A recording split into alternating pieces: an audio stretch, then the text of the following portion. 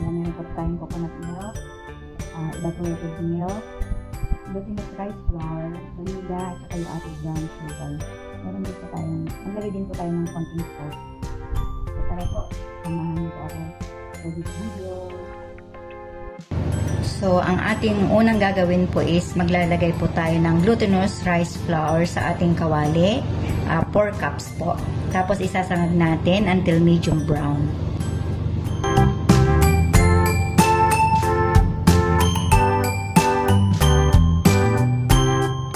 Then, isasalang na po natin sa ating lutuan.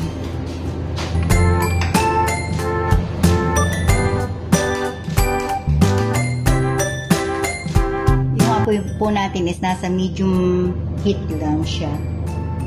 So, para hindi po siya pasunog kaagad.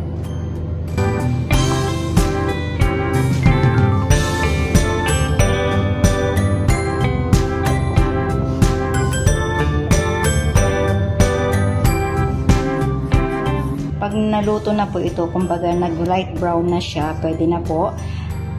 Magbabawas po tayo ng 1/4 cup. Bago natin siya lutuin sa gata ng nyug. Yan, tuloy-tuloy lang po natin ang paghahalo para hindi po siya masunog, para pantay-pantay po ang magiging kulay niya at yung pagkaluto ng ating glutinous rice flour. Yan, at medyo may amoy na siya. Amoy nasusunog.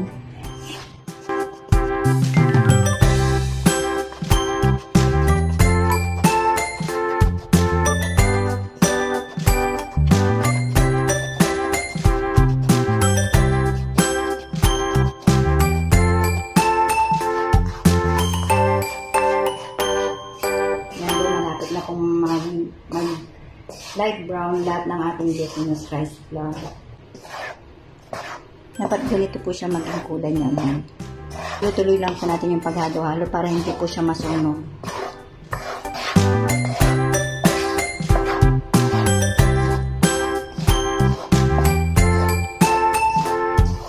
Yan, umuusok. So, ibig sabihin napakainit po ng ating glutinous rice flour. So, ito na po yung ating glutinous rice flour na sinangag. Pwede na po natin patayin ng apoy. Tapos, gagawin na po natin yung ating liquid ingredients.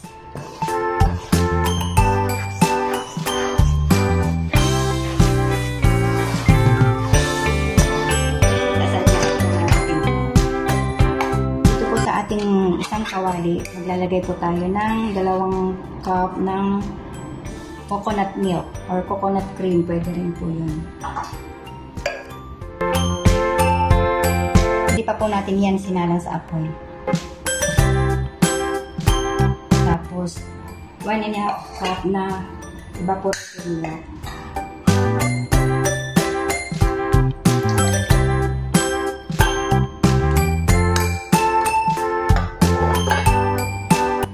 Then, ito na po yung ating evaporated milk.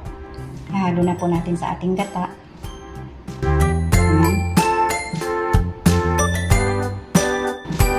After po ng ating coconut milk tsaka yung evaporated milk, magdadagdag po tayo ng dark brown sugar.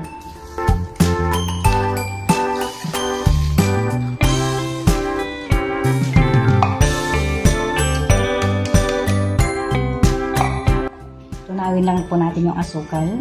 Then, isa lang na po natin sa kalan.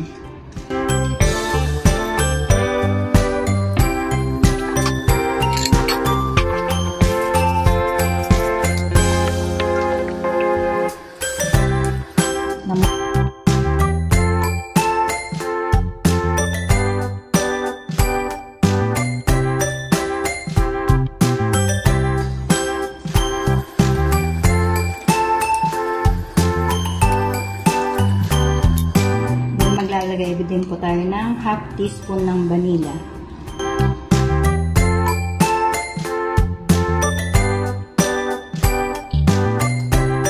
Then 1/4 teaspoon ng salt.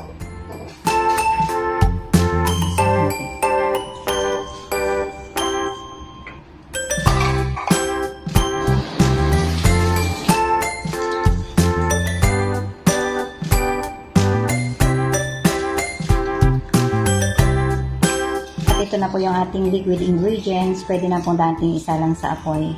Ayan, pakpakuluan po natin. Ayan, bigat. Bigat.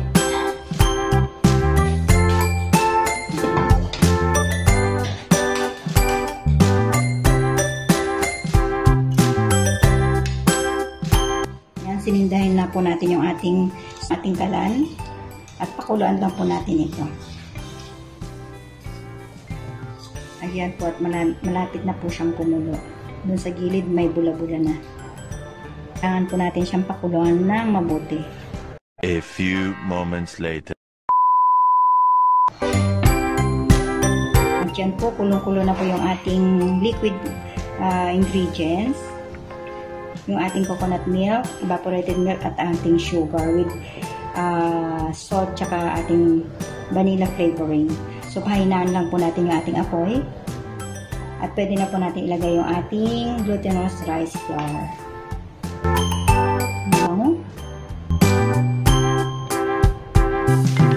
So, ilalagay na po natin yung ating glutinous rice flour. Dahan-dahan lang po. Tatalsik.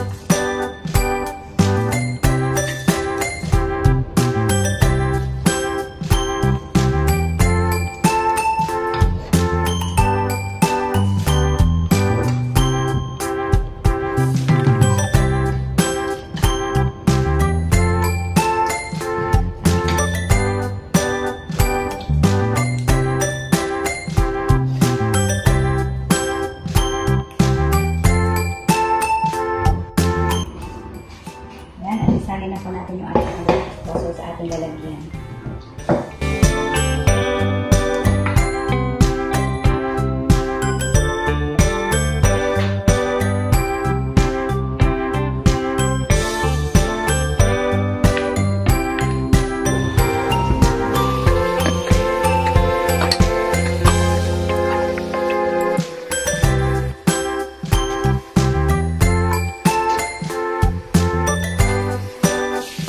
Papantayin.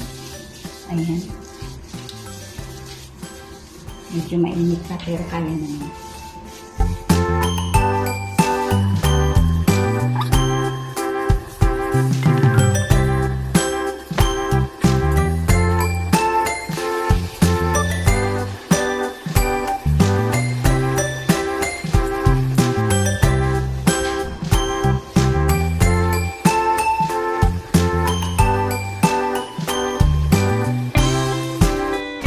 Pwede na po natin, ito po, pwede na po natin budburan ng ating extra na, sinangag na, para hindi po siya magdikit-dikit.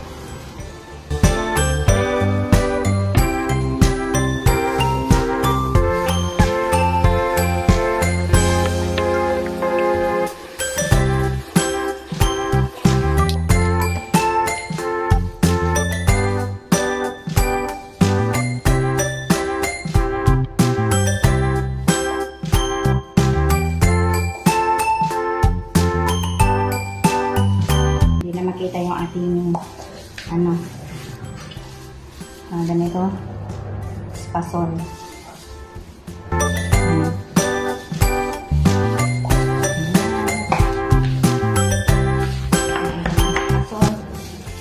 Yan, mamaya hatiin natin. Slice natin mamaya.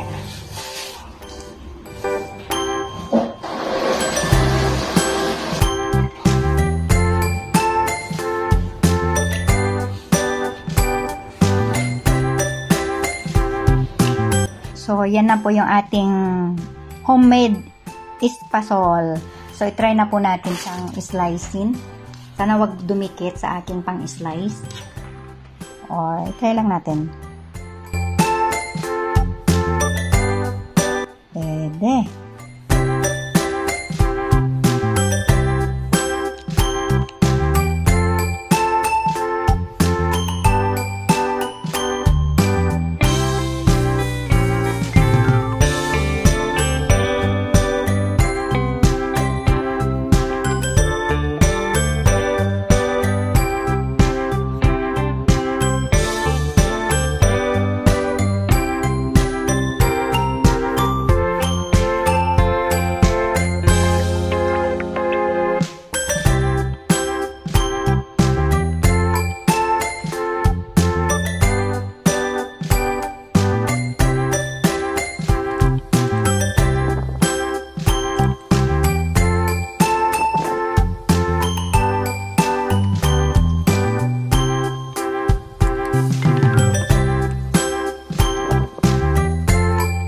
Purpose po ng ating sineparate na 1/2 cup na glutinous rice flour para po hindi siya magdikit-dikit. Yun po yung ibinudbud natin dyan sa taas, sa ilalim at saka yan sa ibabaw pala.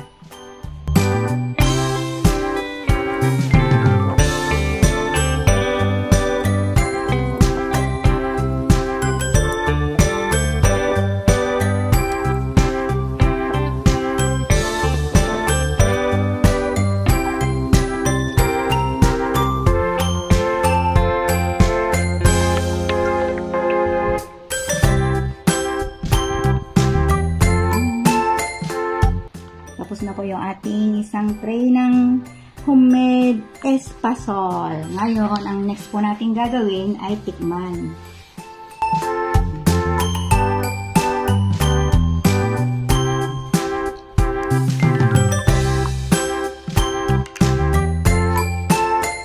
So, kuha po tayo ng isang tinidor. Ayan. Try po natin siyang kuhanan ng isang piraso. So, dito po tayo kukuha sa gilid.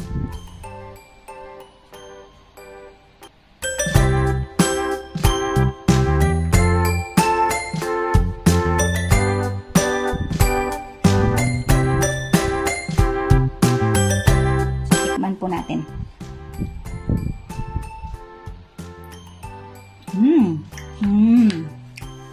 Hop.